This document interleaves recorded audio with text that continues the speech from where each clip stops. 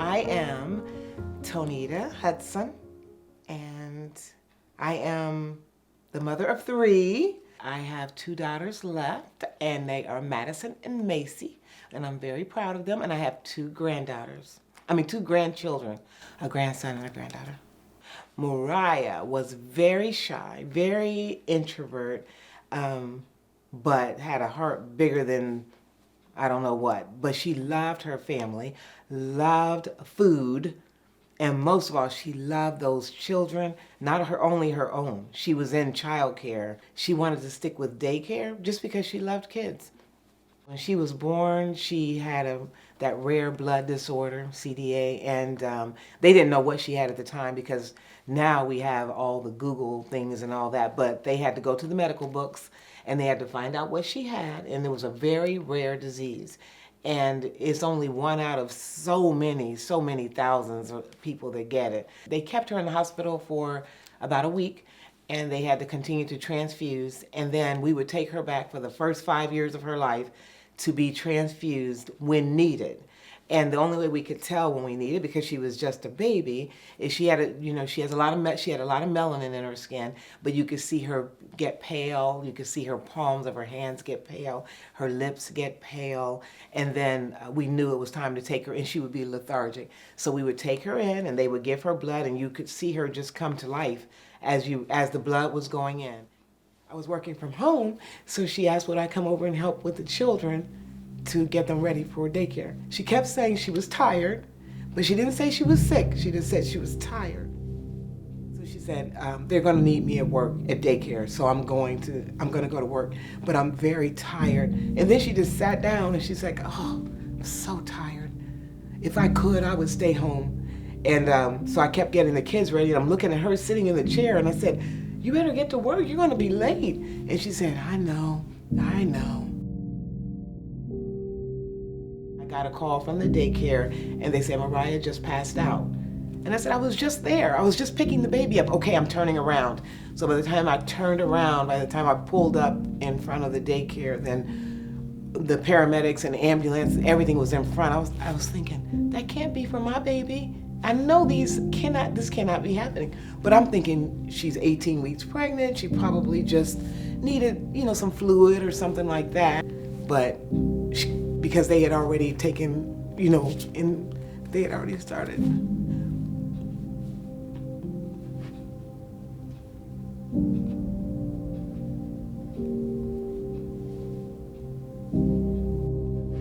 And now when I look back, I know she was gone.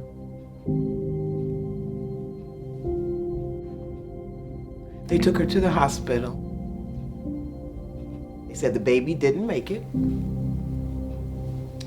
And then a beautiful, tall nurse stood there, just as tall as me, and I looked at her pretty, piercing blue eyes, and she said, when we take this is just keeping her heart beating, so when we take this off, we may have to call it, and I said, call what? And she said, her time of death.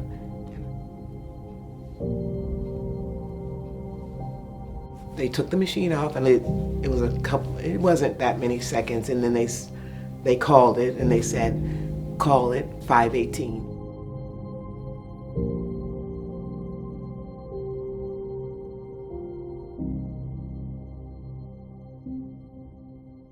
I had just moved to New York a couple weeks before, and I was, trying to get my apartment together, trying to get some furniture, making, new friends, trying to get used to the job, trying to get used to just being in New York, all of that stuff. So it was like a lot of hustle and bustle. I was talking to my mom, like on the phone, just like normal, and she sounded just like normal. Like we were just talking, and then she was like, Macy, I have something to tell you.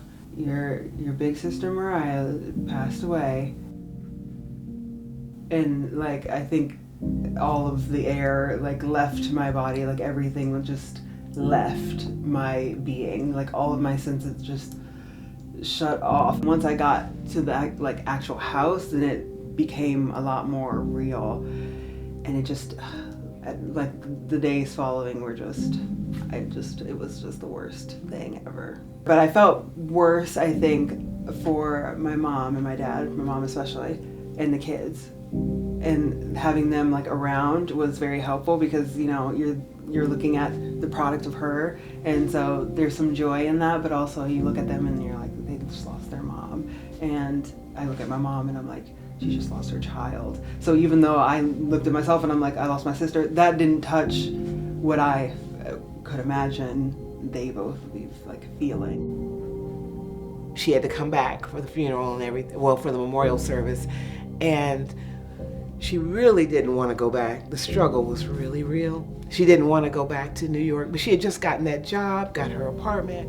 But I was trying to get used to what was now going to be my normal. So for that to have shaken my world right as I just tried to start living this new life, it changed everything, because I got home and like my mom said, like I had no interest in being away from my family literally ever again. Like if you would have asked me at that time, I would be like, I'm never leaving here ever again. She said, I don't even have a flight back, and I don't know how much that's going to cost and whatever. And we were all sitting in the living room, and I was over in the solarium, and I said, I'll call for you. So I called the airline and I told the man on the other end what happened.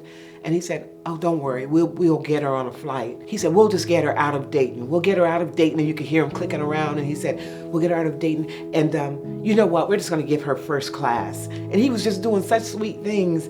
And then he said, yeah, and you know what? And he's like, so we're going to be out of Dayton on this date. And he was like, and her flight leaves at 5:18. That's all he had to say. And we knew that Mariah would have wanted her sister to go back. She loved Macy.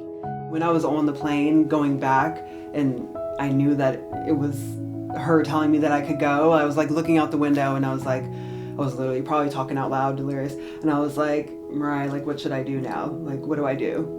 What do I do with this? Like, what do you do with all those feelings? As I felt all that pain and that grief, it needed somewhere to go. And I wanted it to go somewhere helpful that could like help other people.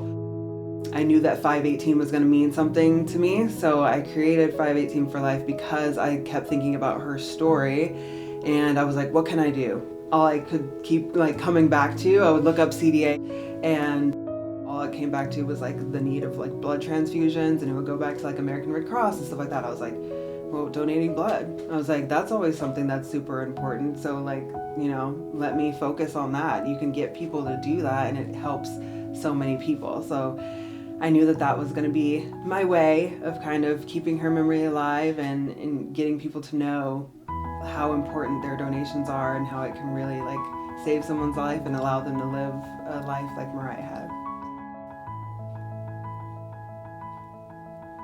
The main focus has been the blood drives because there's a huge shortage, and there's been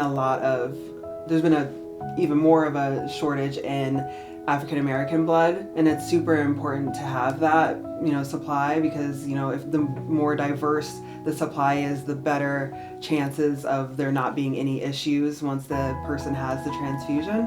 So it was really important for us to have them, not only host them, but host them in our community. That blood drive is going to be tomorrow here at Revival Center Ministries on Oak Ridge.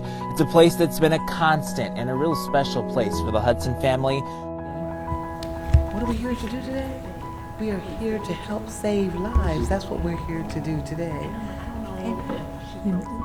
It's easy to think, oh, it's just my one donation, it doesn't really matter or make a difference, but your donation can really make a difference in somebody's life.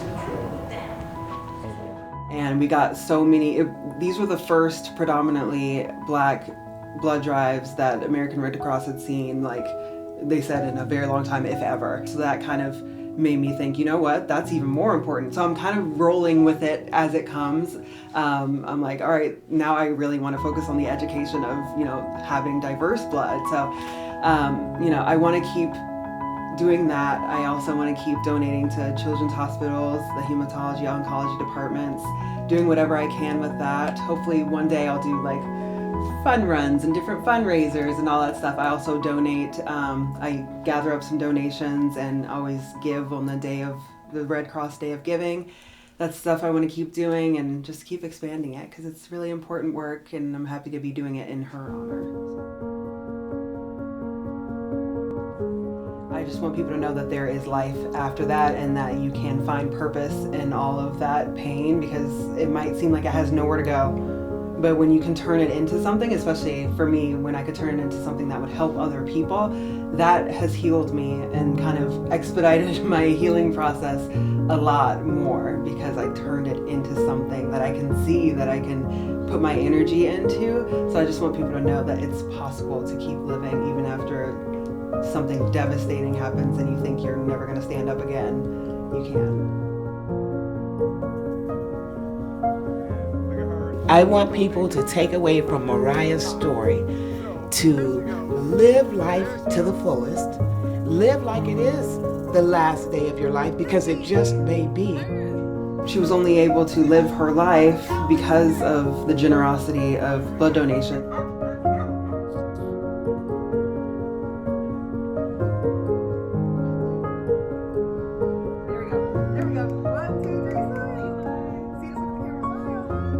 She's okay now too. She's very peaceful, very at peace, and I know that one day I will meet her again soon, and I think about it all the time, and I'm gonna hug her and it'll be the best thing ever. But right now she gets to be so peaceful and happy, and that's the best thing ever. So